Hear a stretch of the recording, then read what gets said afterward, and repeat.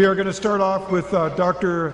DeCaro, and his challenge and question goes to Dr. Ali. We start your question now. Jesse?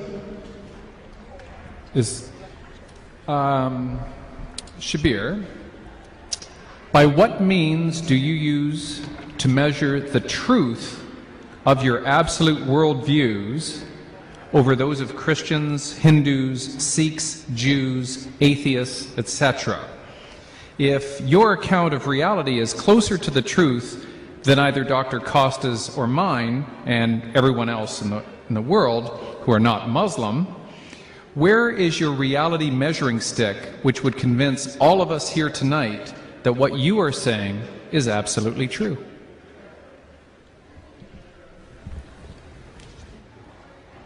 You can also come here. Please, go ahead. Yeah. Thank you for that question, Dr. DeCarlo. I wouldn't answer from the point of view of absolute truth, but I would answer from the point of view of my own relative experience. Like all of us, I have a certain history. I've been educated in a certain way. I've been brought up in a certain way. I've had certain experiences in life that have led me to where I am now and what I believe now. But having said that, it seems to me from my brief survey of the world's religions that if there is a religion to pick, then to me the religion is Islam. Going outside of the religious sphere and to think about atheism and other non-beliefs that are out there, or non-theistic beliefs that are out there, again I believe that Islam makes sense. Some of the problems that Dr. DeCarlo mentioned here today with regards to belief in God, knowledge of God and His omnipotence, His benevolence and so on, I do not see these to be problems in the Islamic conception of faith in God. The Quran in Islam I believe to be one of the most motivating factors for me. When I study the Quran, I become entirely impressed that this is a revelation from the Almighty God.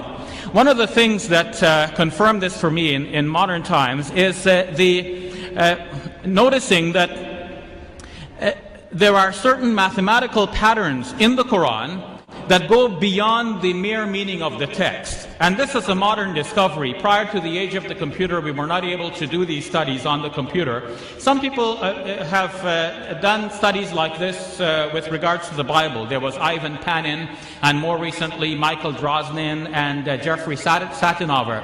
But all of these studies have been discarded and discounted by those who have reviewed them independently. In the case of the Quran, on the other hand, there are many numerical correspondences between things, between numbers of verses, between numbers of chapters, numbers of words, numbers of letters, and it's forming such a tight-knit composition that it is clear that whoever authored this book has a very deep interest in numbers, has a sharp mind that could keep track of the numbers over the 23 years over which the Quran was being revealed, a piece at a time in a wide variety of circumstances, and didn't tell anybody about this until we can discover it only now. To me, this is the mind of God behind the Quran that we're now discovering.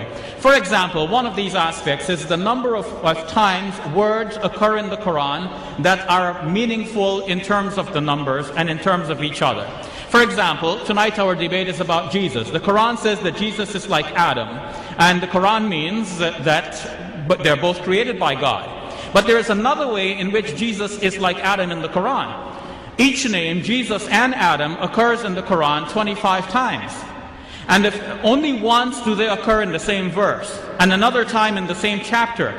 To think of the other 23 occurrences scattered in a variety of chapters in the Quran. Some chapters mention Adam but do not mention Jesus. Some mention Jesus but not Adam. And to keep count of the Prophet now reciting a piece at a time over 23 years in a variety of circumstances, how does he remember how many times he said Adam and how many times he said Jesus? More than this, the Quran mentions man, rajul, 24 times, and imra'a, woman, also 24 times. The Quran mentions Satan, an angel. Satan 68 times, angel 68 times as well. The Quran contrasts this life with the life hereafter. Dunya in the Quran occurs 115 times. Akhirah, the life hereafter, also 115 times. What accounts for this phenomenon? What are the chances that you pick up a book, any book, and you ask yourself, how many times does this book mention the word day? Now, any book will tell you that there are 365 and a quarter days in a year. Now, and every child almost knows that. But what are the chances that the book mentions the word day exactly 365 times? The chance is very remote. The Quran does precisely that. If one were to count the word yawm in Arabic without any suffixes in the Quran, it occurs exactly 365 times. This is one part of a larger phenomenon in which we see that the Quran measures things. Things are measured in the Quran, and the Quran actually draws attention to this. The last verse of the 72nd chapter says that God has measured everything numerically.